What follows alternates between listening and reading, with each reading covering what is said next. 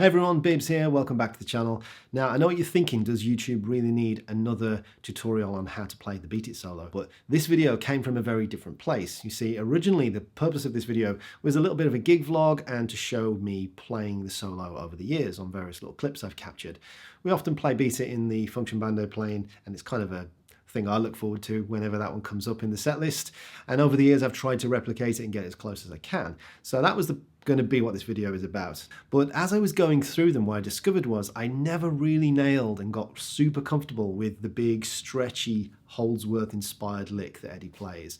So what I decided to do was to sit down, finally really try and figure out what exactly it was that Eddie was doing, so the Eddie way, and then also find a way of me doing it, remapping it, or as you'll see, I've kind of turned it into even more of a hybrid picking thing that fits my style that I can execute correctly. And so that then made me think, well, maybe I should actually do a whole like lick essay, a detailed deep dive bomb into this one little lick. So this is going to be quite a long video where I go absolutely over the top insane detail into what the actual notes are, what the rhythm is, how to count it, and then how Eddie was fingering it, I think, and phrasing it, and then how I've developed a way that I can consistently and reliably do it myself. So that's going to be the format for the video. If you're new to the channel, thanks for stopping by, and this is bound to be done for copyright, of course. So if you like what you see and you like my playing, like the channel, etc., then maybe click like, subscribe to the channel, and if you really want to support me, then I have an app for learning to visualize the fretboard called Solo.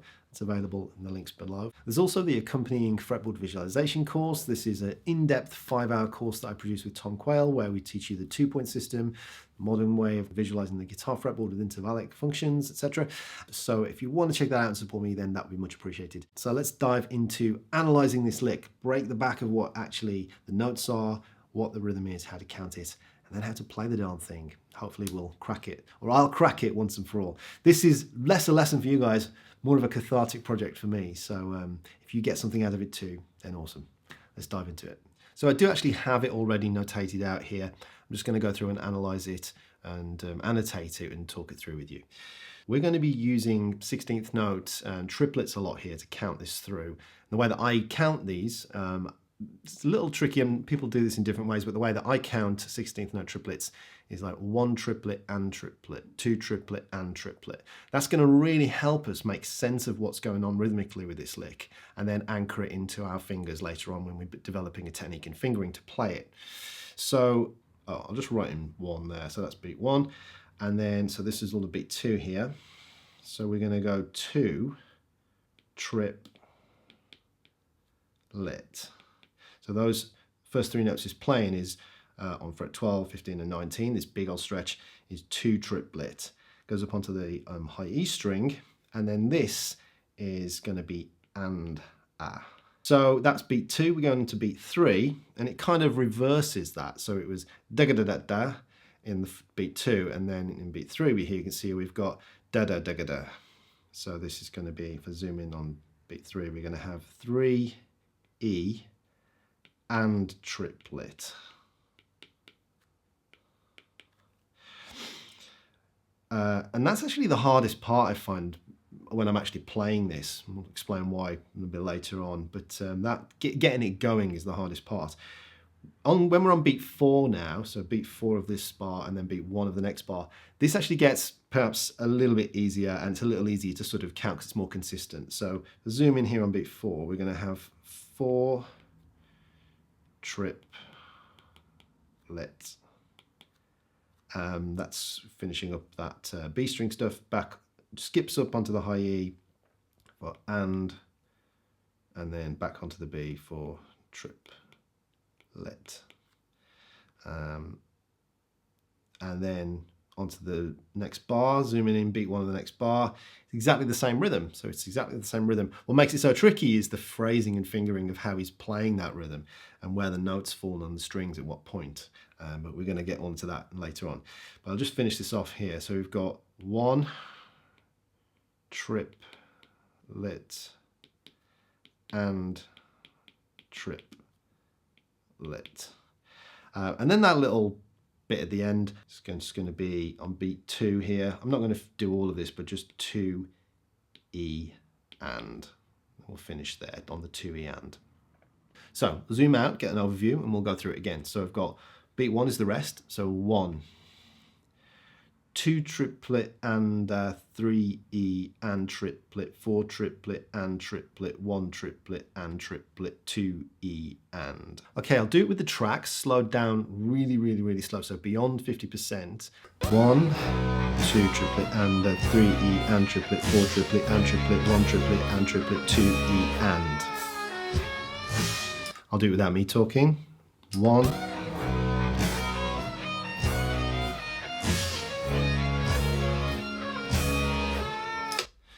okay, and I'll speed it up again a little bit. So this is at 50%.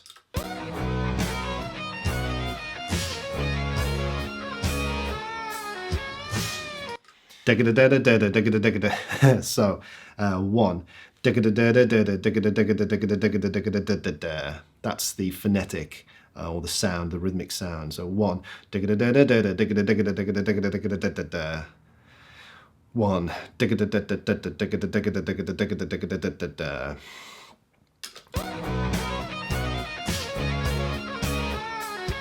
And then obviously the phrasing, articulation with the hammer on and pull offs and where he's picking is kind of what's making certain notes jump out. So that's my analysis and interpretation of the rhythm and the notes that he's playing. I'm 100% sure these are the correct notes in the right order, and I'm like 90 something odd % sure that that is the intended rhythm, and it's what I hear and feel, certainly when I play it. So hopefully that's useful in terms of understanding what's going on the page, and how you can translate that into something that we can use to count, so we can anchor that to our fingers when we actually come to play this in a moment and actually learn the fingering and the actual strings he's playing it on. Yeah, so let's get into that, and we'll come back to this with the tab on the screen at various points just to sort of relate the two together as we dig into it and playing. So let's grab the guitar and do it. Okay, so the theory nerdy stuff is out the way. Now we've got the fun part. So I'm going to show you the notes as they fall on the fretboard first, and the 3 different ways that I can finger this lick. The reason I've got 3 different ways is because, well, there's the way that I think Eddie does it with some research, and that's why I've come to the conclusion that there's a way that Eddie was doing it. Then there's the old way that I was doing it with some hybrid picking across 2 strings.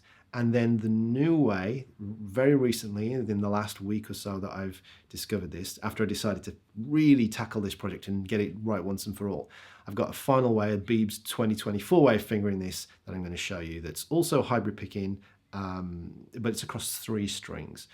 And I'm finding that over the last 7 days or so, it's just way more reliable and consistent to me to get out. So I want to show you all 3 different ways of doing it. Then we'll apply the counting and the rhythm to each way as well. And then you can pick whichever way you like. I don't think I'll ever get consistently reliable doing it the way that Eddie does it.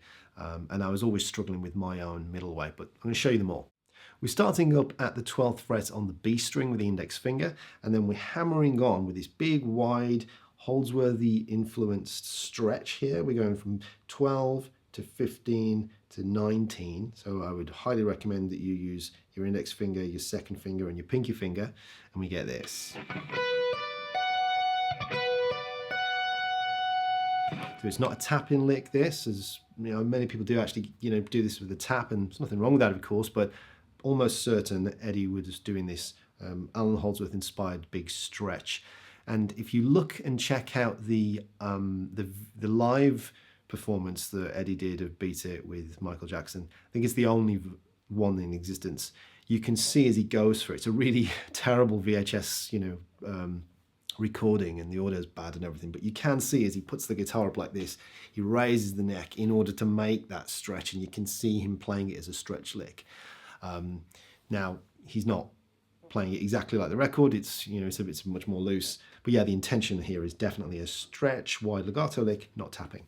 So we've got 12, 15, 19, come up onto the high E string and we have 12, 19, so that's index and pinky, so we have, that's beat 2. We then pull off onto beat 3 to fret 15 to the second finger, so, and then pull off to 12 with the index, so we get.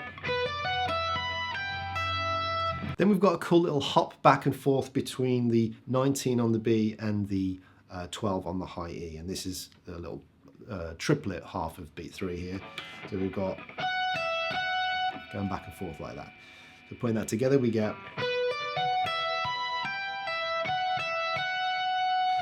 So those are the beats 2 and beats 3. So 1. Then the continuous 16th note triplets start. So this is on beat 4 of the first bar of it. Sorry, it's just started hammering it down with rain on my skylights here. So if you can hear any background noise, I'll try and get rid of it and denoise it. But if you can hear any extra noise, it's I think we're getting some terrible storms here. Okay, so we're pulling off now from 19 on the B onto 15 on the B to start beat 4. And then this is all 16th triplet notes here. So we've got 15, pull off to 12, hammer back onto 15. Again, I would remain using your index, second finger and pinky finger here. So these are the first 3 16th triplets notes of beat 4. So we've got 4 in the second 3 16th triplet notes. We go up onto the high E on 12, back onto 19 on the B, and pull off again onto 15 on the B. So all of beat 4 together, including the little pull off into it, goes 4,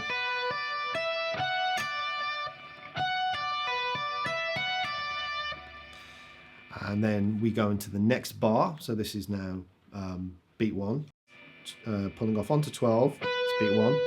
We hammer up to 15, up onto the 12 on the high E, back again to 19 on the B string. This is the tricky part of it all here. Pulling off to 15 on the B, pulling off to 12 on the B, and those are the 16th notes of beat 1 there. So we have,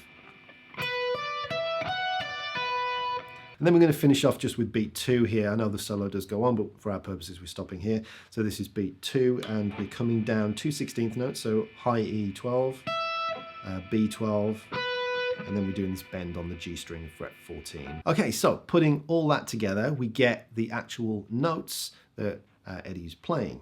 So we got 1,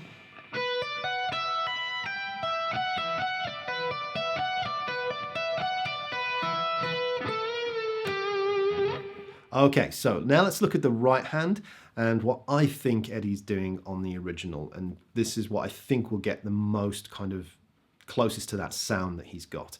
I'll also show you the way that I do it, which I think is rhythmically accurate, but doesn't quite get the right sound. So it's very little picking going on, and it's a lot of hammer-ons from nowhere with the pinky. So what we've got, if you've got the notes under your fingers, then I'm going to go through this a bit quicker now. So we've got,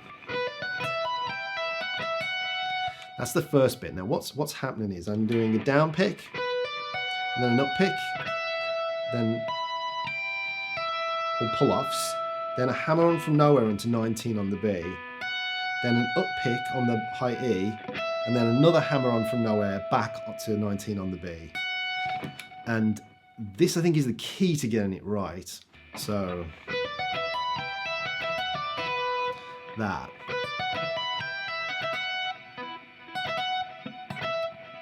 And that's why I'm not so good at it, because doing that, like hammer from nowhere, pick on another string, and then hammer from nowhere back to where you came from, I think it gets the right sound and it's the right feel, but it's super hard to do. I find that really tricky. It also lets you fall into the next part of the lick onto beat 4 really nicely as well when you get it right. The thing I find is to really focus on the up pick. It helps. Like that. So it's almost like I'm going for the up pick. I have to trick my brain and think I'm going for the up pick almost before I've done the hammer from nowhere. Feels really weird, but it ends up with the right result, I think. Yeah, it feels so weird, but it does actually sound more correct. Okay, so that's the tricky part. That's setting us up into the continuous 16th note triplets. So we've got that hammer from nowhere going back and forth. And then we pull off. Then it's all pull-offs, hammer-ons, and just up picks on this high E string. So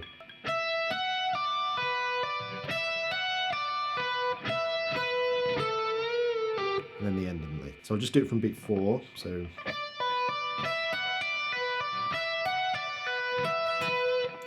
So you sort of hear and feel that sort of hammers from nowhere working nicely.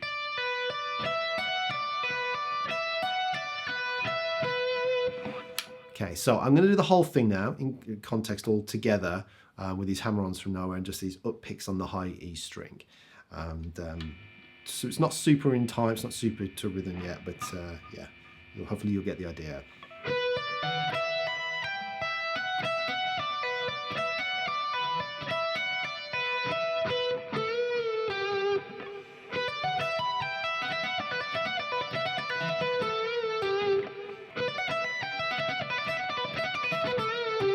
That time when I started to do it a little bit quicker, kind of hear it's a little bit more like fluid. It's got that kind of phrasing articulation in the right place, I think.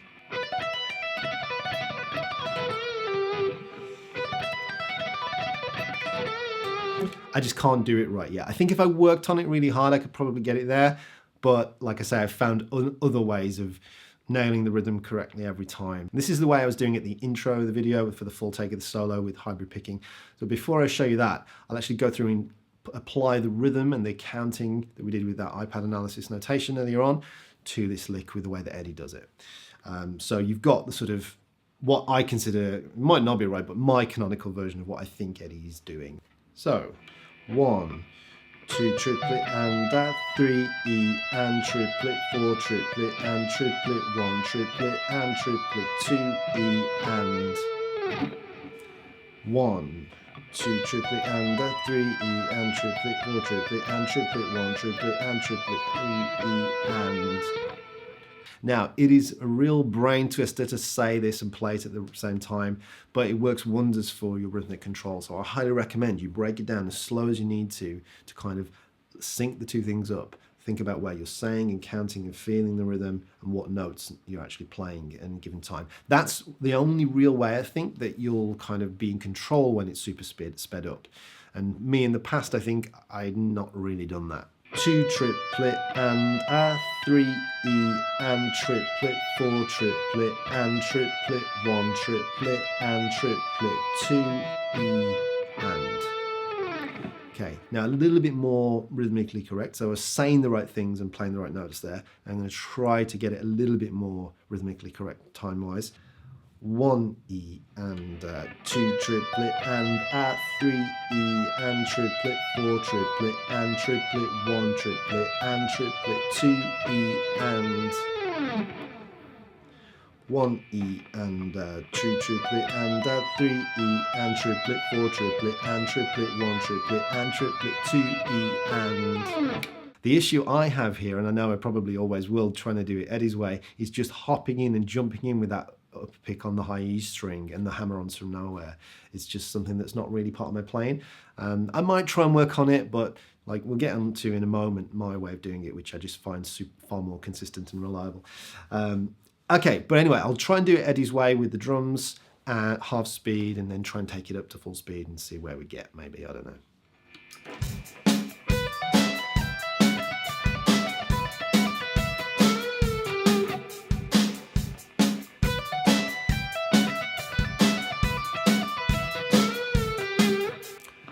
Okay, and I'll take that down to 50 and then work it up gradually, so I'll practice it through.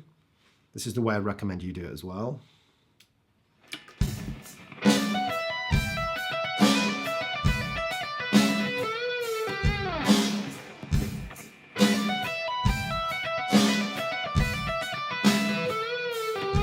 So at that speed there and that, you know, I feel like I'm doing that okay. I can get that up pick in the right place and the hammer's from nowhere.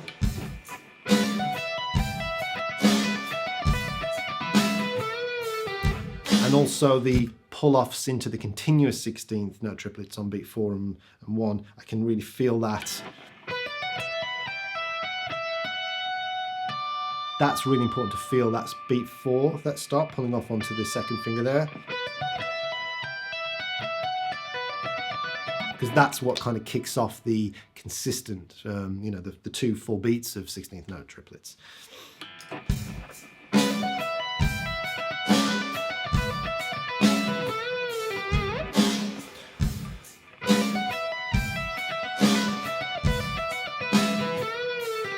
Okay, Okay, so I'll take it up a little bit. So it'll be 60.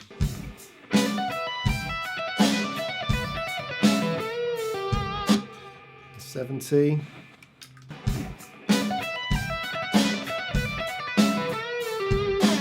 You can see it kind of has, you can hear it kind of has that more fluid legato-y sound that Eddie gets, but it's just so hard.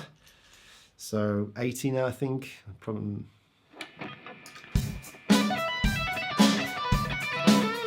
This is where I will start to struggle, to be super controlled.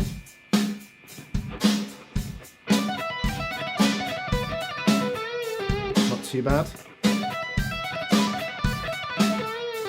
Yeah, lost the ending.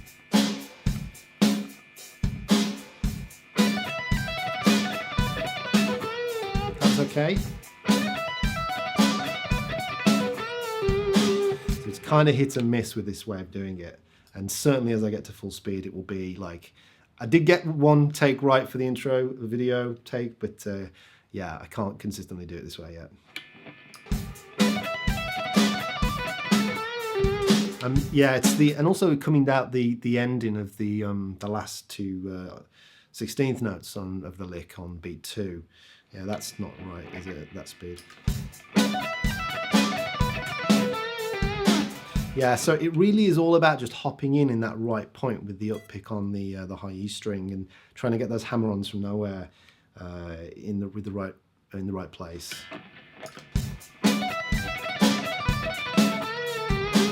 It's like I can do one or the other. I can either get the end part with the 60 coming back to 16th correct, or I can get the hammer-ons from nowhere and the up pick right.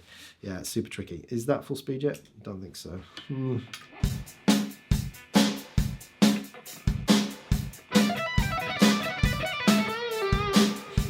Yeah, so I can kind of blag it. But the whole point of this was to not.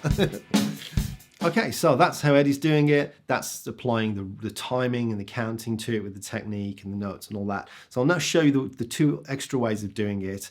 My old way and then the very new way that I've discovered in the last sort of 7 to 10 days. So the older way that I was doing it was to play the exact same notes, exact same rhythm, but I'm just using hybrid picking and you know, a middle finger and down picks a lot more, and picking more notes than sort of legatoing them, ironically for me. So it's exactly the same lick, same everything, but I'm just going to talk you through what I'm doing with the pick and fingers here. So we've got down, hybrid, down, hybrid, up, hybrid, up, hybrid, up, hybrid, up, up. So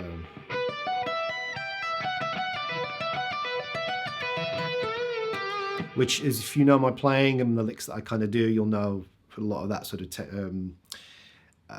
combinations of down, ups and middle finger hybrids. It kind of falls into exactly how I like to play.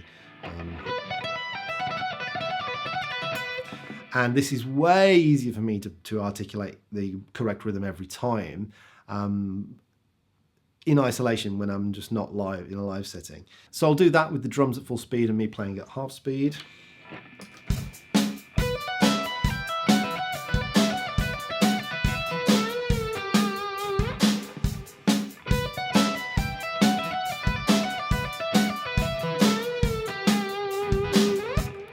And again, I'll take that to 50% and then work it up.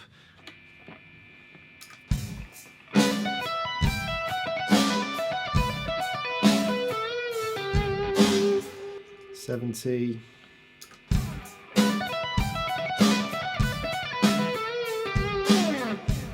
And full speed, 100%.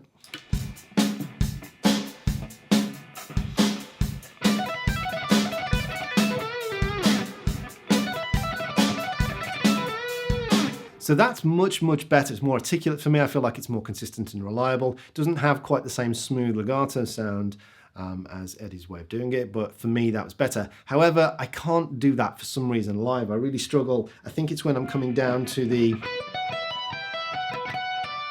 that one. Going back onto the D note there, fret 15. So I figured out a way that works way, way better for my hybrid picking and string skipping. And it's basically to just take this D note when we go back up to the 15th fret and stick it down on the 19th fret of the G string. This creates a really nice, I think this is even more Holdsworthy, or I think it's even more Halen inspired, but yeah, well, I don't know. I'm not the expert on that, but to me, it's like going across the 3 strings makes it sound really cool, and it's a nice alternative. So I'll show you this way. This is the BEEBS IT, or the 2024 version. Now it's all identical to what we just did, except, like I say, I'm putting this 19th fret of the G string here for this D note. So I'll talk you through it. So you've got down, hybrid, down, hybrid, up, put it off. Then I come to here, to the 19th on the G, the down, and then string skip up to the high E, hybrid. So I'll do that again.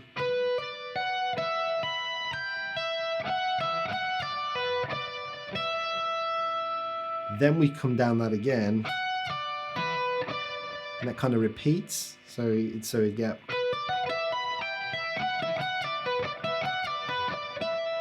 like that, which I think is a really cool way of doing it. So putting that together, we get